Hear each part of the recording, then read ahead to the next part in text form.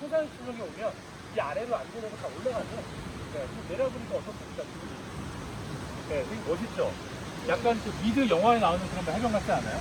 네, 모래 바닥도 지금 검은색이고, 네, 아주 멋진 풍경을 보이고 있는데, 사실 그 성산일출봉을 제가 앞서도 간단히 얘기를 했지만, 가장 제대로 보려면 정상에 올라가는 게 아니고요. 이렇게 해변 안에 내려와서 이 벽면을 봐야 됩니다. 이게 성산일출봉의 아주 핵심이라고 볼 수가 있는데, 왜 그러냐면, 이렇게 제가 쉽게 설명을 드릴게요.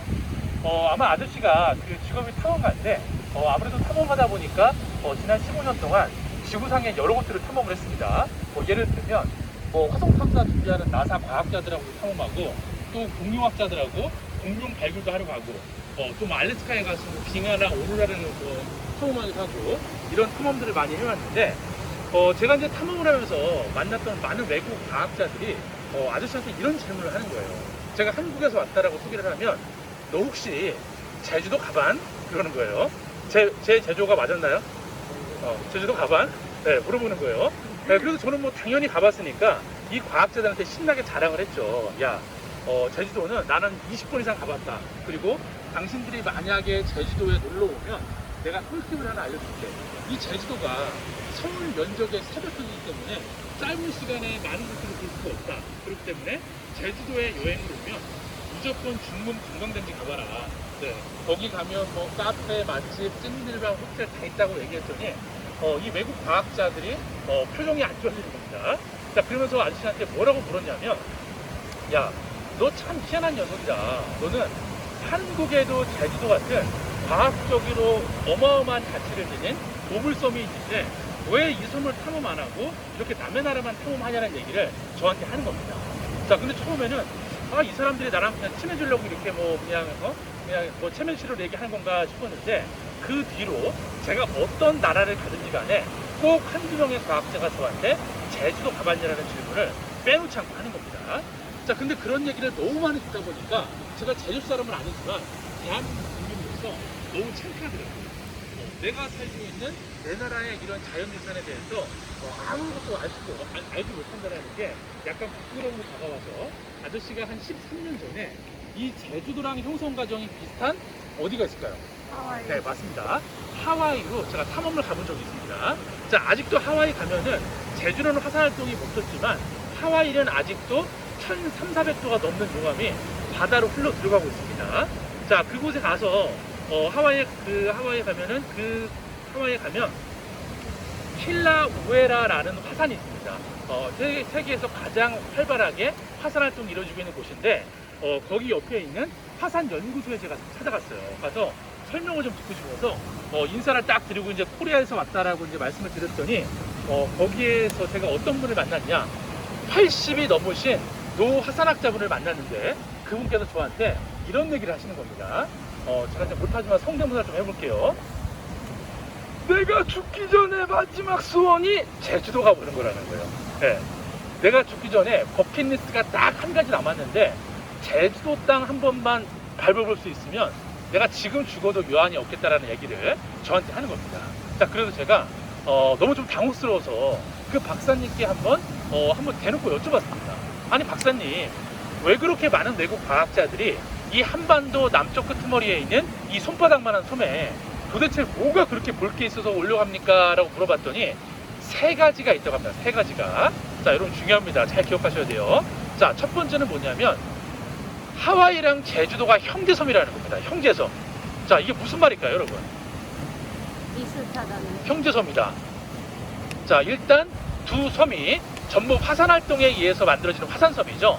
자, 그런데 조금 더 표면적으로 이야기를 하면, 여러분, 형제 자매가 얼굴이 어떻죠? 비슷하죠. 자, 왜 그런 얘기를 했냐면, 여러분 그 한라산을 여러분이 그 제주시나 아니면 비행기에서 보게 되면 한라산의 모습이 이렇게 생겼죠. 그죠? 약간 이렇게. 근데 하와이에 있는 화산들도 이 한라산이랑 모습이 거의 비슷합니다. 자, 근데 이거 뭘 의미하는 거냐면, 이렇게 한라산이나 하와이에 있는 화산들은 배를 타고 바다에 나가서 옆면을 보게 되면 마치 이렇게 방패를 뒤집어 엎은 것처럼 경사가 만만한 구조를 띠고 있다고 해서 한라산 같은 화산을 순상화산이라고도 부르지만, 방패화산이라는 표현을 많이 씁니다. 자, 거의 비슷하죠.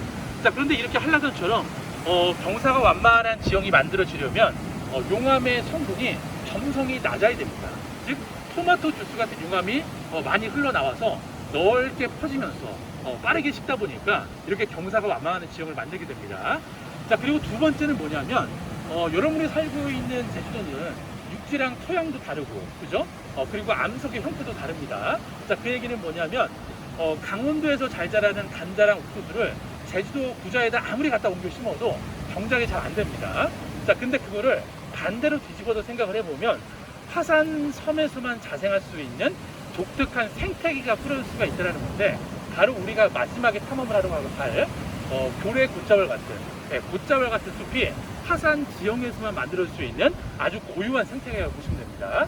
자, 그러면 마지막은 뭘까요? 이 화산학자 할아버지가 왜 제주도를 오고 싶었을까요? 고기국수 때문에? 돈배고기 먹으러? 네, 마지막 한간이 뭘까요, 여러분? 네, 바로 여러분들의 이야기입니다.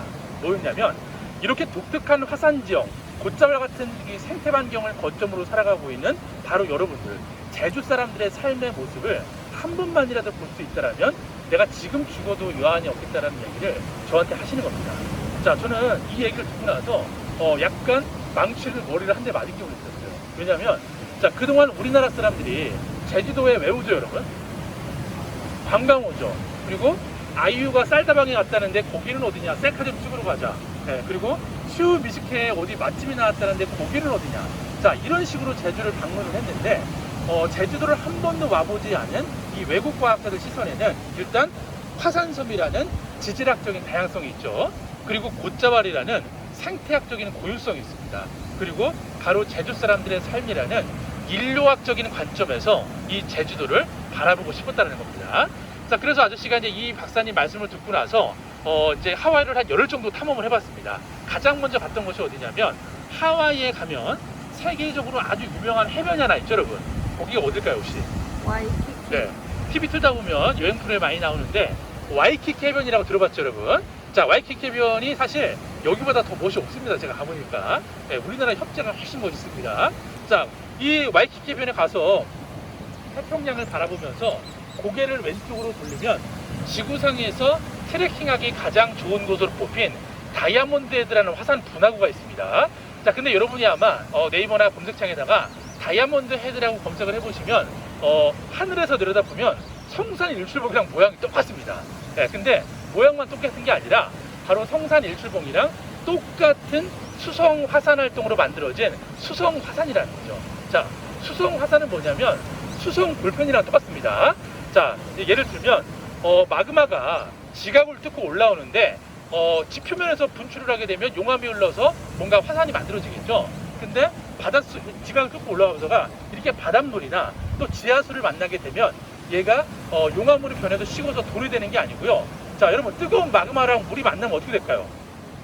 막 부글부글 막 끓겠죠. 그러면서 팡 터지겠죠. 그래서 이 마그마가 전부 화산재가 돼서 하늘로 솟구칩니다. 그런데 아무래도 이 화산재가 물기를 머금고 있을 거 아니에요, 그죠? 이렇게 축축한 상태가 있죠. 자, 이거보다 더 축축한 상태였는데 하늘로 솟구쳤다가 계속 떨어지면서 막 쌓이는 거예요. 네, 막 쌓이는 거죠. 자, 쌓여서 이렇게 물과 반응해서 화산이 만들어졌다고 해서 성산 일출봉 같은 화산을 수성 화산이라고 부릅니다. 자, 그런데 크기로만 놓고 보면 하와이에 있는 다이아몬드 헤드가 성산 일출봉의 한 3배 크기가 됩니다. 네, 여러분 검색해보면 크기가 비교가 될 거예요. 네, 자, 이것이 이만큼.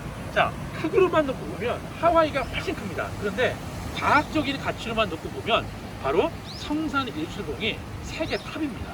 자, 왜 그러냐면 여러분이 그 하와이 다이아몬드 헤드 사진을 찾아보시면은 성산 일출봉처럼 바다 한가운데 있는 게 아니고 이렇게 해안 도로를 따라서 해안도로 안쪽에 있습니다. 자, 그 얘기는 뭐냐면 파도가 와서 얘를 때릴 수가 없다는 거죠. 그죠?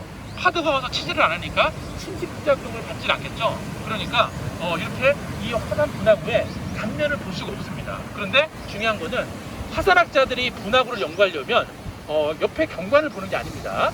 바로 이렇게 분화구의 단면의 지층을 봐야만 이 화산이 어떻게 만들어졌고 또 언제 만들어졌고 어떤 성분이 있는지 알 수 있을 거잖아요.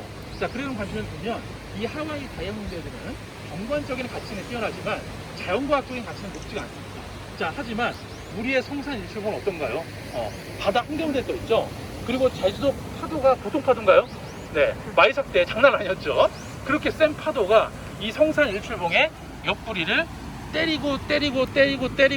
때리면 깎여 나가겠죠. 네, 그래서 원래 성산 일출봉이 지금은 이렇게 약간 왕관 모양을 하고 있지만 원래는 다른 그 오름처럼 약간 이렇게 능성에 있는 오름 모양이었습니다. 근데 파도에 의해서 이게 깎여 나가서 지금의 모양을 만들게 된 거고, 원래는 성산 일출봉이 이렇게 섬이었습니다. 바다 한가운데 섬이었는데 이 파도에서 깎여 나간 이런 돌멩이 잔해들, 그리고 화산재들이 파도에 의해서 밀려서 이게 제주도입니다. 이게 제주도면은 지금 이렇게 이 성산 일출봉이랑 제주 본섬을 연결하는, 여러분 이쪽에 가면 광치기 해안도로 있죠. 네, 그 해안도로가 이렇게 화산재가 떨어진 것들이 밀려나서 모래톱이 형성이 돼서 이렇게 육지랑 연결 통로가 생긴 겁니다. 네, 원래는 섬이었다는 거죠. 자, 그래서 정리해 보면 이 지구상에서 이런 수성 화산체의 이런 단면 구조를 가장 완벽하게 볼 수 있는 곳이 바로 이 자리입니다. 네, 물론 여러분 기회가 되면 저기서 10,000원만 내면 보트를 탈 수가 있는데, 보트를 타면 이 성산에 치면 뒤로 갈 수가 있어요. 거기서 보시면은 여러분 정말 압도당할 겁니다. 압도당할 겁니다. 네, 자, 그래서 놀랍게도 이 성산 일출봉은 지구상에서 이런 수성 화산체의 단면 구조를 가장 완벽하게 볼 수 있는 곳입니다. 자, 그리고 더 놀라운 사실은 뭐냐면, 여러분 지금 지층을 보면 경사가 어떻죠? 경사가 되게 가파르죠. 자, 이게 엄청나게 가파른 건데 기본적으로 이제 과학 지질학자들이 이런 얘기를 합니다. 자연적으로 이렇게 모래 같은 흙들이 아무리 경사가 심하게 쌓여도 15도 이상 이 경사를 이루기가 쉽지가 않대요. 근데 성산 일출봉은 여기도 가파르지만 저 배를 타고 나가보면은 경사가 거의 45도 각도가 나옵니다. 자, 이런 거 왜 그러냐면 이 마그마가 물과 반응해서 부글부글 끓 때 이 마그마가 물을 많이 머금게 되면은 아무래도 더 축축하겠죠. 그러니까 시멘트 같은 점성이 더 생기니까 그게 떨어지면서 천천히 흘러내려서 이렇게 가파른 경사를 만든 겁니다. 자, 그래서 이런 성산 일출봉처럼 경사가 심한 단면을 가지고 있는 거를 응회구라고 그래요. 응회구. 그리고 저기 용머리안이나 수월봉처럼 거기는 지층이 있는데 경사가 극경사는 아니잖아요. 그거는 왜 그러냐면 이 마그마가 특수로 만들어진 화산재가 물기를 조금만 머금고 있는 겁니다. 그러니까 아무래도 이렇게 끈적끈적하게 덜하겠죠. 그래서 이렇게 수평적인 원동 모양을 이루고 있는데, 그런 것들을 응해환이라고 합니다. 그러니까 이 마그마가 물을 만나서 부글부글 끓 때 이 폭발했던 화산재가 물기를 많이 머금고 있으면은 극경사를 만드는 응해구고, 물기를 적게 머금고 있으면 경사가 완만해지는 응해환이다. 네, 이렇게 구분하시면 됩니다. 자, 그래서 어찌 보면 우리가 볼 때는 아무것도 아닌 것 같지만 이 성산 일출봉, 특히 이 우묵계 해변에서 바라보는 이 지층은 정말 지구상에서 화산학자라고 불리는 사람들은 정말 꿈에 그리는, 여기에 오고 싶어서 꿈에 그리는 그런 곳이라고 봅니다. 자, 제가 어제 제주에서 이제 1박을 했는데 정말 놀라운 그 자료를 하나 봤습니다. 뭐였냐면 1950년대 초반에 영국의 왕립과학계 지질학계 회원들이 석 달 동안 배를 타고 제주도에 탐사를 온 거예요. 네. 제주도가 얼마나 대단한 지질학적인 가치를 가지고 있으면 여기서 지금 영국까지가 거리가 얼마나 됩니까? 거의 뭐 몇만 킬로가 되죠. 거기는 사람들이 배를 타고서 50년 초반에 여기 제주항으로 입국하는 그 모습을 본 제가 사진을 봤어요. 네, 그러면서 그 중에서 런던 자연사박물관의 수석 큐레이터였던 그레고리 존슨이라는 사람이 있었는데 그분의 인터뷰가 거기 들어있더라고요. 70년 전에 한 얘기가 정말 그분도 똑같이 한 얘기가 죽기 전에 꼭 와보고 싶었던 숲이었다라는 거죠. 네, 그러니까 제주도는 정말 우리만의 이런 자연유산 터전이 아니라 아주 오래전부터, 왜 유명한 거는 금방 소문나잖아요. 우리 SNS에 뭐 색 다 올리면 옛날랑 똑같은 겁니다. 그렇게 통신수단이 발달하지 않았던 시대에도 정말 이 화산섬 제주의 가치가 정말 실크로드 대륙을 지나서 유럽에, 그것도 자연과학의 거의 뭐 시발점이라고 볼 수 있는 영국 왕립과학회까지도 소문이 나서 그분들이 이런 곳에 와서 이런 것들을 보고 갔다, 뭐 그런 이력을 제가 본 적이 있습니다. 자, 그래서 오늘 제가 여러분들하고 아까 제가 제주도가 왜 세계 자연유산이 됐냐고 이제 질문을 드렸잖아요. 크게 세 가지입니다. 일단 첫 번째가 한라산 천연보호구역입니다. 그리고 두 번째가 바로 성산 일출봉이 아니고 성산 일출봉 응회구입니다.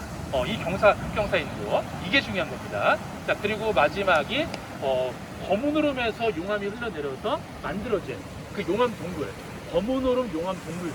자, 이 세 개가 제주 세계 자연유산의 핵심 구역이고요. 이거를 통틀어서 이런 문장으로 정의를 합니다. 제주도가 유네스코 세계 자연유산이 됐던 것은 아까 그 비문에도 써 있었는데, 제주 화산섬과 용암 동굴이라는 타이틀로 제주도가 2007년도에 유네스코 세계 자연유산에 선정이 됐다. 그거 기억하시고, 그 안에 세부 요소는 한라산, 성산유철봉, 그리고 거문오름이 분출해서 만들어진 만장굴을 비롯한 많은 용암 동굴들, 이게 핵심 요소라고 여러분들 머릿속에 딱 기억하시면 될 것 같고요.